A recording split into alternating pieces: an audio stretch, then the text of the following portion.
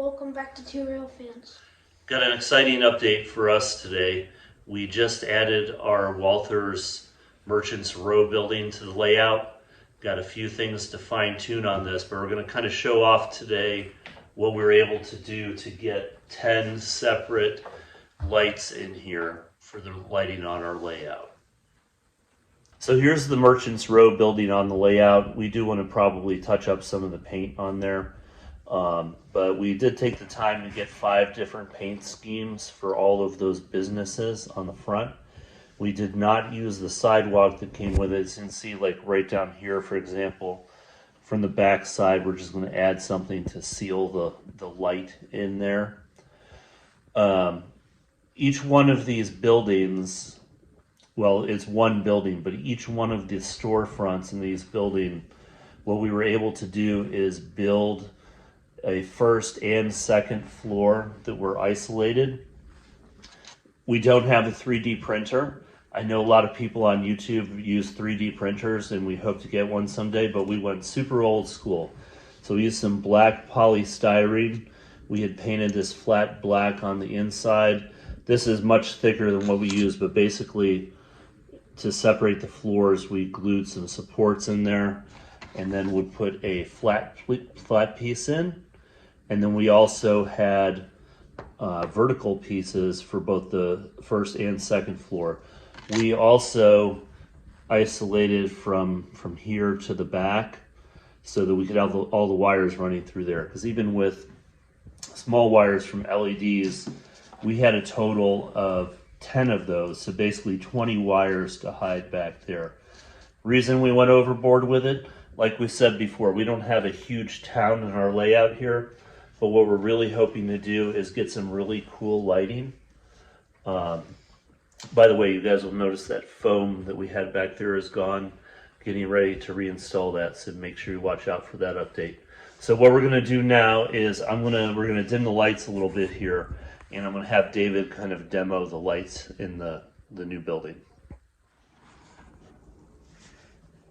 So we dimmed the lights in the room here. You can see David added a special character to the layout for this. What I'm going to ask him to do is just kind of slowly go through and one at a time turn on and off the lights.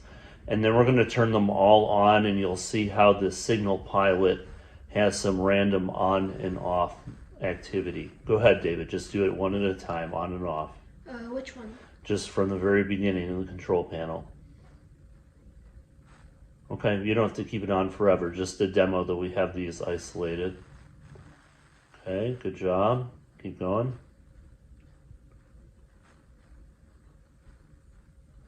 Okay, that one's a little bright, but we can dim that. Second floor. Still didn't put the door on there. That's one of the last things we've got to do on that one. Keep going. All the lighting we have down here in that end of the layout, we'll have to dim a little bit. So get that bottom sealed up. So there's the last one. And David, I want you to go ahead and turn every single one on, and we're just going to kind of highlight the random lighting of the signal pilot. Okay? So just leave it, and they'll start turning on and off.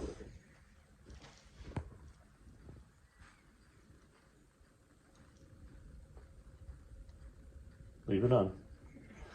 See, some of them have already turned off.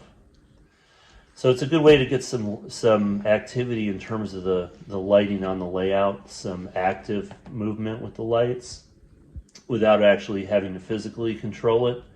But of course we could go in and physically control it. Some of the other lights on the layout, like the church, we have that turned off right now, but we have the setting for that to be on all the time.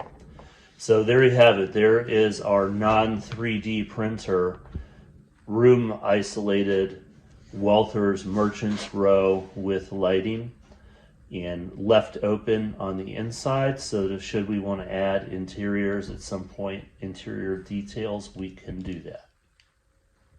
We're kind of in the middle of a whole bunch of projects right now, hopefully tying up some loose ends on a bunch of stuff this week. Hope to get an update with a lot of those things later in the week. Appreciate you guys watching.